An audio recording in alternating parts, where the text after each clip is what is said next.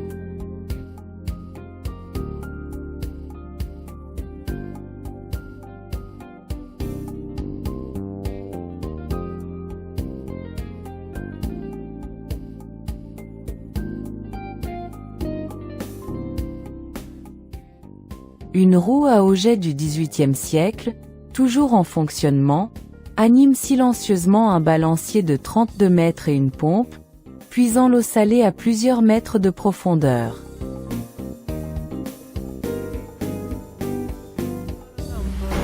Monsieur Le Gouy, saline de Salins-les-Bains. Le tirage du sel était un travail fatigant. Il fallait que nous soyons toujours baissés pour aller rambler dans les poêles. Et du fait que le sel était en dessous du niveau du sol, c'était donc une fatigue supplémentaire pour les reins. Nous étions tout mouillés et en plus de ça, nous avions la chaleur du fait que c'était quand même chaud, de l'eau à 90 degrés. Travailler en chemise ou même en torse nu, enfin, ça dépendait des gars, quoi. Puis alors après, il y avait des petites trames qu'ils mettaient dedans quand il était ressuyé pour aller dans les séchoirs.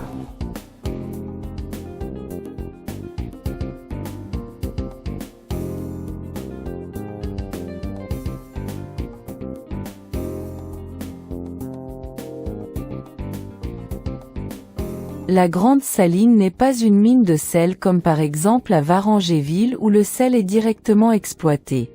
Elle pompait dans le sous-sol de l'eau salée plus ou moins concentrée en sel. Cette eau était chauffée dans des poêles pour l'évaporer. Les ouvriers récupéraient de sel grâce à un genre de râteau à très long manche appelé « rable ». Le sel produit à la grande saline est appelé sel ignigène, du latin igni, le feu. Il est obtenu par évaporation artificielle de l'eau salée que l'on chauffe, bois ou charbon, contrairement au marais salant où le sel cristallise naturellement sous l'action du soleil et du vent.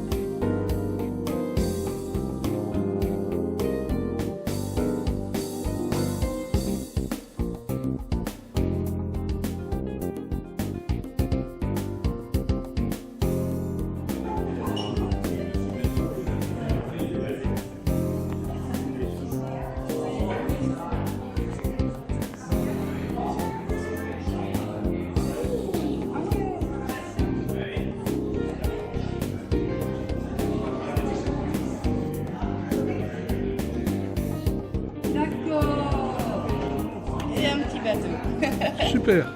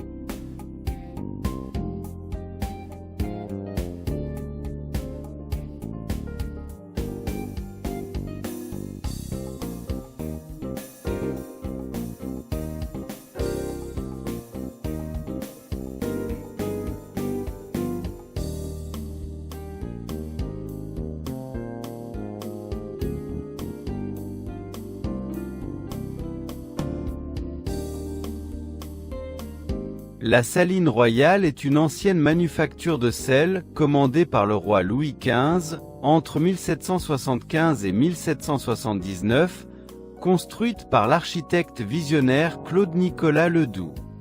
Le sel, appelé or blanc, rapportait beaucoup à l'État.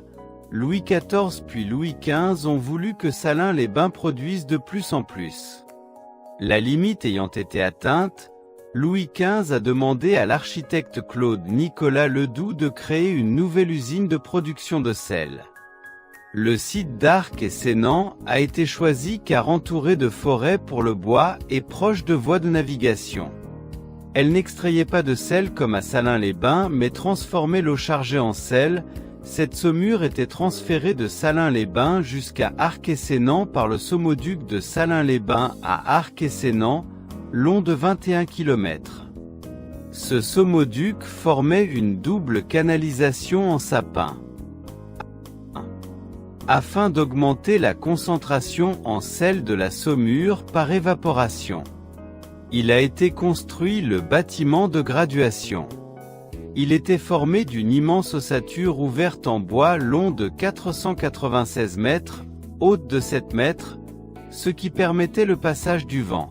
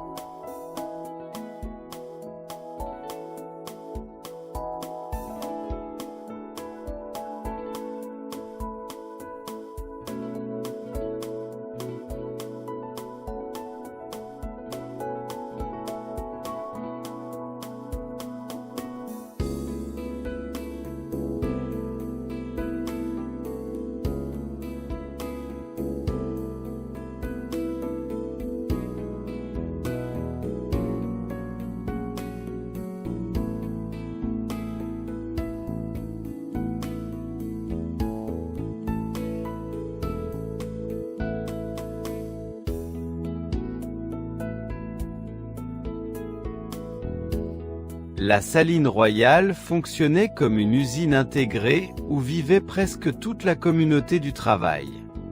Elle abritait lieux de production et d'habitation, ainsi que des jardins exploités par les ouvriers pour leur alimentation.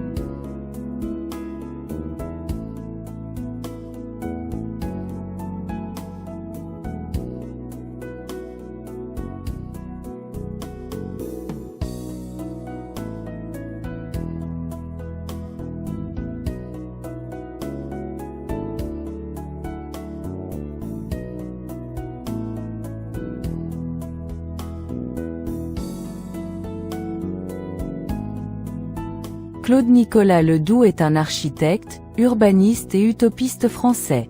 Très actif à la fin de l'Ancien Régime, il est l'un des principaux créateurs du style néoclassique. Il a été reconnu comme l'un des 5 architectes les plus talentueux et célèbres du XVIIIe siècle. Grâce à une 60aine de maquettes en 3D, est ainsi parcouru la vie d'un architecte dont ne subsiste que peu de bâtiments, soit qu'ils n'aient jamais été édifiés, soit qu'ils aient été détruits par le temps et les hommes.